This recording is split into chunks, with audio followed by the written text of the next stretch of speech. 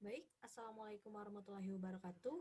Halo semuanya, hari ini kita akan belajar mengenai contoh kasus di akuntansi dan akan mencoba mengerjakannya dari jurnal umum dan mempostingnya ke buku besar sampai neraca saldo. Langsung saja, di sini saya mempunyai contoh kasus. Kita baca, Pak Sanjaya akan membuka usaha dealer mobil yang diberi nama Dealer Sanjaya yang dibuka pada bulan Maret 2019. Berikut merupakan transaksi-transaksi di Dealer Sanjaya yang terjadi di bulan Maret 2019. Kita baca per akun, kemudian langsung kita posting ke jurnal umum ya. Transaksi yang pertama, pada tanggal 1 Maret, Tuan Sanjaya mendirikan dealer mobil dengan menyetor uang pribadinya ke kas perusahaan sebesar 45 juta. Bagaimana kita memasukkan transaksi ini ke jurnal umum? Ya, betul. Kas terhadap modal. Langsung saja. Di sini saya sudah ada format jurnal umumnya. Di atas diberi nama perusahaan Dealer Sanjaya, kemudian jurnal umum untuk periode yang berakhir pada 31 Maret 2019.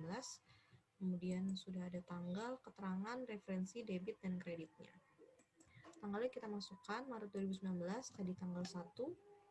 Transaksi yang pertama, kas terhadap modal Tuan Sanjaya sebanyak 45 juta.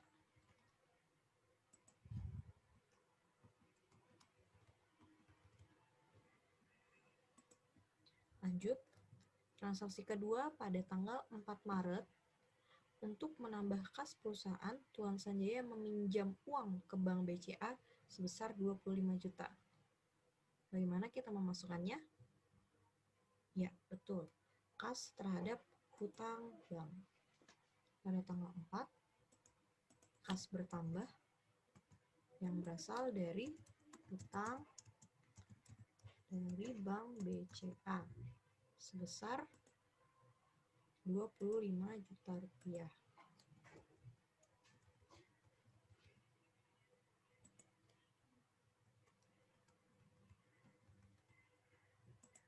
Kita lanjutkan ke transaksi ketiga pada tanggal 6 Maret, Dealer Sanjaya membeli perlengkapan sebesar 7 juta secara tunai. Berarti di jurnal umumnya kita tulis sebagai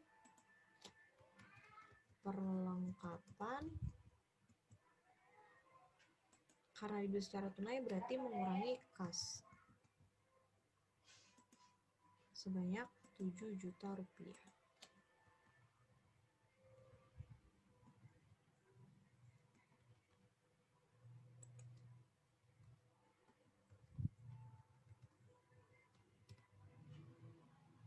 Lanjut ke tanggal berikutnya, tanggal 9 Maret, Tuan Sanjaya mengambil uang kas perusahaan sebesar 5 juta untuk keperluan pribadi, jalan-jalan dan liburan keluarga.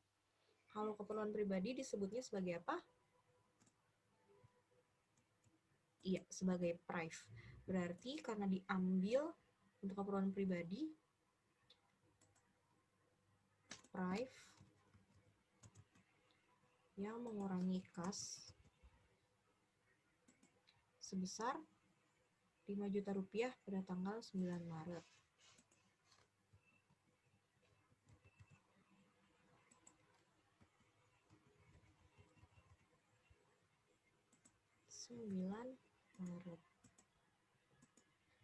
Selanjutnya, tanggal 12 Maret, Tuan Sanjaya membeli perlengkapan dari toko Bintang Timur sebanyak 20 juta secara kredit.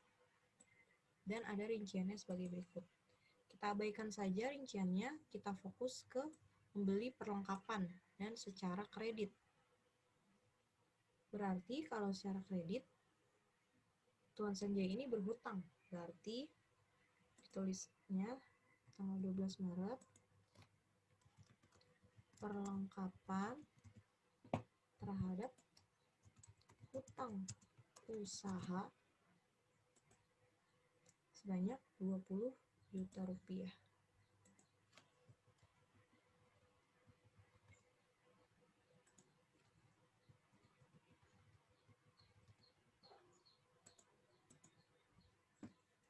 Oke, dilanjut.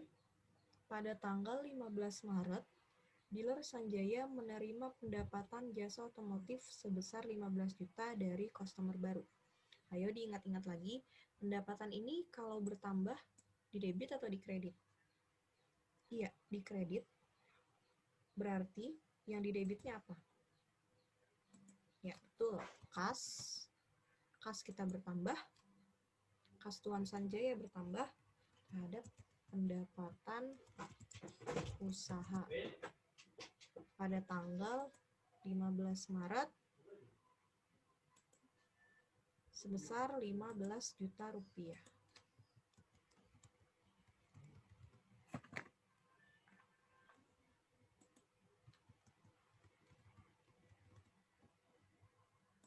Oke, lanjut ke tanggal berikutnya. 17 Maret, Tuan Sanjaya membayar sebagian hutang pada toko Bintang Timur sebesar 9.700.000 untuk pembelian kredit tanggal 12 Maret. Yang tanggal 12 Maret karena dibelinya secara hutang kemudian dibayar pada tanggal 17 Maret, berarti hutangnya berkurang. Di jurnal umum ditulis sebagai 17 Maret, hutang berkurang berarti di debit, hutang usaha berkurang, karena dibayar berarti kita mengeluarkan kas sebanyak 9.700.000 rupiah.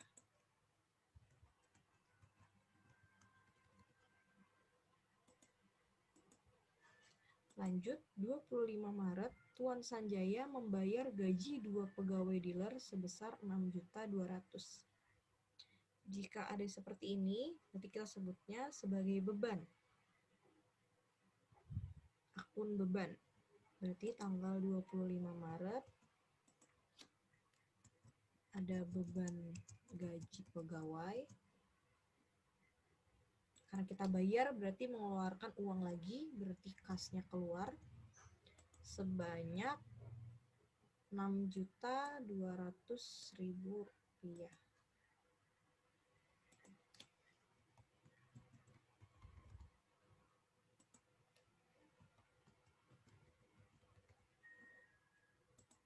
Lanjut, tanggal 26 Maret, dealer Sanjaya melakukan jasa perbaikan mobil sebesar 11 juta dan pembayarannya akan diterima 1 bulan kemudian. Jika jasa sudah diberikan namun pembayarannya dibayar kemudian, berarti disebutnya sebagai piutang. Berarti pada tanggal 26 Maret ini ada piutang usaha terhadap pendapatan usaha. Piutang ini maksudnya kita sudah ada pendapatan tapi uang fisiknya belum kita terima. Jadi tulisnya bukan kas tapi piutang. Sebesar 11 juta rupiah.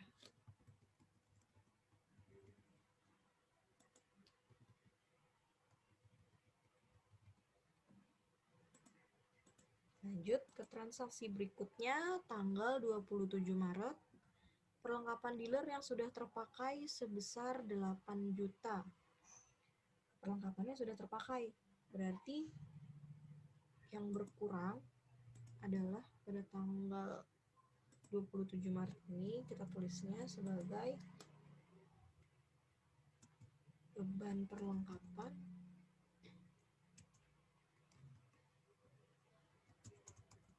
jika perlengkapan sudah terpakai, kita tulis sebagai beban perlengkapan terhadap perlengkapan. Karena sudah terpakai, berarti perlengkapan yang awalnya kita masukkan berkurang sebanyak 8 juta rupiah.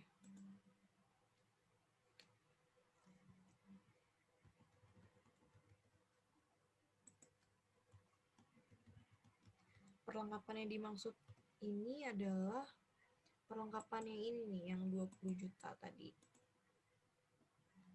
Oke, kita lanjut ke transaksi berikutnya, tanggal 29 Maret. Tagihan pemakaian listrik PLN sebesar 600.000 dan tagihan pemakaian air sebesar 120.000. Kalau ada tagihan seperti ini, kita sebutnya juga sebagai beban. Berarti ada beban listrik dan ada beban air pada tanggal 29 Maret. Ada beban listrik dan ada beban air PDAM ya. Tadi beban listriknya 600.000 dan beban airnya 120.000.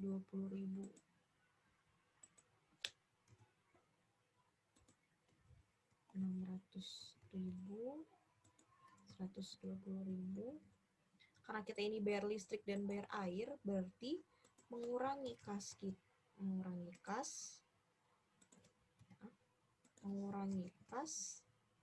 sebanyak bayar listrik dan air ini. Jadi dijumlah menjadi 720.000. Dalam menulis buku jurnal umum ini harus kita perhatikan debit kreditnya harus seimbang ya. Seperti ini nih, beban listrik dan beban air dikeluarkan 600.000 dan beban air 120.000, berarti pengeluaran kasnya dijumlah menjadi 720.000. Lanjut, transaksi terakhir pada tanggal 31 Maret, Tuan Sunjaya membayar uang sewa ruko bulan Maret sebesar 7.500.000. Berarti ada beban lagi, beban sewa ruko atau gedung, beban sewa gedung terhadap kas lagi sebesar 7.500.000.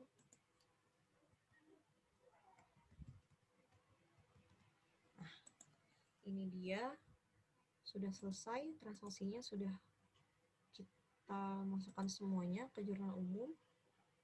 Bisa dilihat lagi seperti ini bentuk jurnal umum. Transaksi setiap tanggalnya seimbang antara debit dan kreditnya.